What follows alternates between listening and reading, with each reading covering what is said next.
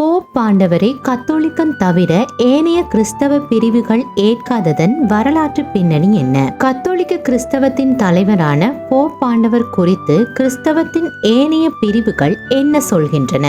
உலகின் மிகப்பெரிய மதங்களில் ஒன்றான கிறிஸ்தவத்தின் பல பிரிவுகளில் ஒன்றே கத்தோலிக்கம். இந்த கத்தோலிக்க திருச்சபையின் தலைவரான போப் ஆண்டவரின் மரணம் மற்றும் புதிய போப் ஆண்டவர் தெரிவு செய்யப்படுவது ஆகியவை உலகம் முழுவதும் கவனிக்கப்படுகின்றன. ஆனால் கிறிஸ்தவ மதத்தின் ஏனைய பிரிவினர் போப் ஆண்டவர் குறித்து என்ன கருதுகின்றார்கள்?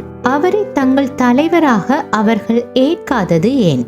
உலகில் உள்ள எல்லா கிறிஸ்தவர்களுக்கும் போப் ஆண்டவரே தலைவரா? இல்லை.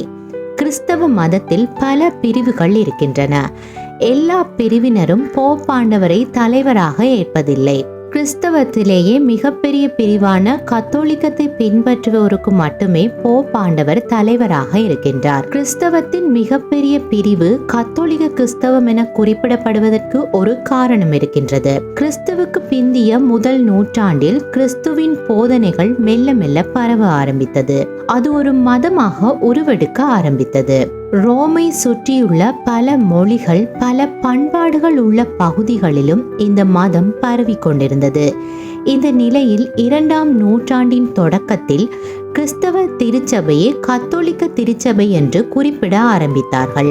கிரேக்க வார்த்தையான கத்தோலிக் என்பதற்கு எல்லோருக்குமான, அதாவது யூனிவர்சல் என்று அர்த்தம். பல பண்பாடு மற்றும் மொழிகளை பேசுவோருக்கான பொதுவான திருச்சபை என்பதால் இந்த பெயரில் அழைக்கப்பட்டது. அடுத்த 1000 ஆண்டுகளுக்கும் மேலாக உலகில் உள்ள பெரும்பாலான கிறிஸ்தவர்களுக்கு போப் ஆண்டவர்களே தலைவர்களாக இருந்தனர். ஆனால் இப்போது அப்படியல்ல.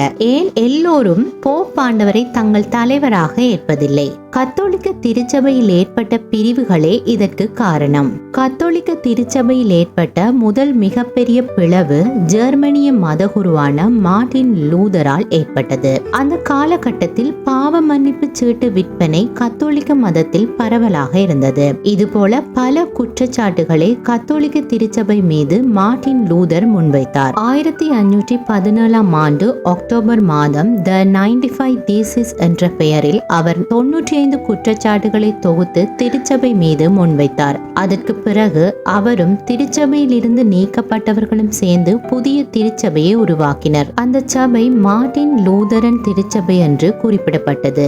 சீர்திருத்த கிறிஸ்தவத்தின் முதலடியாக இந்த நிகழ்வு பார்க்கப்படுகின்றது. இவர்கள் போப்பை தங்கள் தலைவராக ஏற்பதில்லை. இதற்கு அடுத்த மிகப்பெரிய பிளவு இங்கிலாந்து திருச்சபை போப்பின் மேலாதிக்கத்தில் இருந்து விலகியதுதான். இங்கிலாந்தின் மன்னராக 8ஆம் ஹென்றி இருந்த போது போப் ஆண்டவராக இருந்த 7ஆம் கிளாமெண்டுடன் அவருக்கு மோதல் ஏற்பட்டது.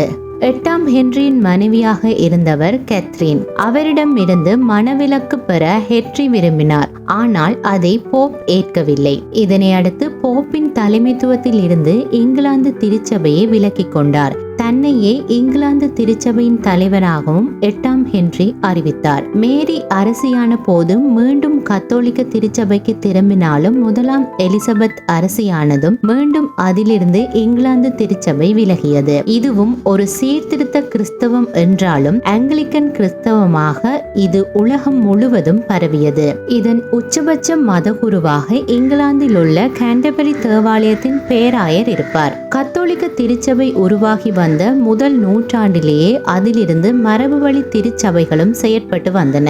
இவர்கள் தங்களிடம் இருந்துதான் கத்தோலிக்க திருச்சபை பிறந்ததாக கருதுகின்றனர்.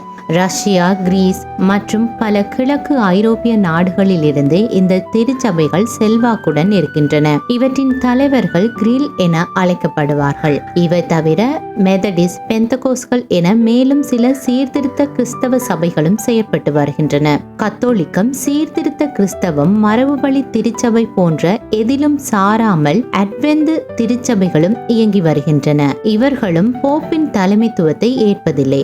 அதாவது சீர்திருத்த கிறிஸ்தவ பிரிவுகளை சேர்ந்தவர்கள் மரபுவழி திருச்சபைகள் போன்றவை போப் ஆண்டவரை தங்கள் தலைவராக ஏற்பதில்லை. ஏனைய பிரிவுகளை சேர்ந்தவர்களும் ஏற்பதில்லை என்றாலும் அவரை கிறிஸ்தவத்தின் மிக மிக முக்கியமான மதகுருவாக மதிக்கத்தக்கவராக பார்க்கின்றார்கள். சீர்திருத்த கிறிஸ்தவத்தின் சில பிரிவுகளின் தலைவர்களும் முக்கிய விவகாரங்களில் போப்பின் கருத்துக்களை அறிய விரும்புவார்கள். கிறிஸ்தவத்தில் உள்ள இந்த பிரிவுகளை ஒன்றிணைக்கும் முயற்சி நடந்துள்ளதா? ஆம், இதற்கான முயற்சிகள் பல முறை நடந்தன. இந்த முயற்சிகள், அதாவது கிறிஸ்துவ ஒன்றிணைப்பு என்று குறிப்பிடப்படுகின்றது. 1960களில் 6வது பால் போப்பாண்டவராக இருந்தபோது சில முயற்சிகள் நடந்தன. 2ஆம் ஜான் பால் போப்பாக இருந்தபோது இதற்கான சில முயற்சிகளில் தீவிரமாக இறங்கினார். தற்போது காலமான போப் பிரான்சிஸ் கிறிஸ்தவ ஒன்றிணைப்பில் மிக தீவிரமாக இருந்தார்.